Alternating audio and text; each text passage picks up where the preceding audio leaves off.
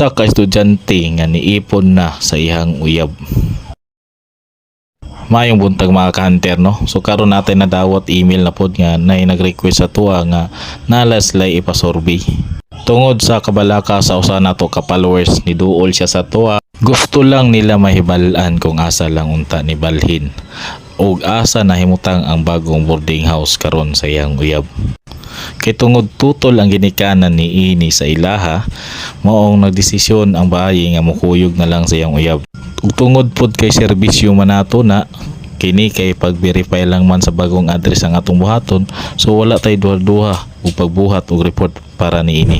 So given na kayo ang details nga gihatag sa ato diari no mga ka-hunter, mo nang akong gibuhat na lang, ako na lang gihibalo kung unsay mga katikaran o kinsay tag-iya sa naingon nga boarding house. Patrabaho no, PM lang ta sa atong account og like, share and follow lang pud ta kay para daghan pa pud makabalo sa atong panirada. Sa mga estudyante pud magtarong sa inyong eskwela para ang ginikanan di pud mabalaka. Salamat, bye-bye.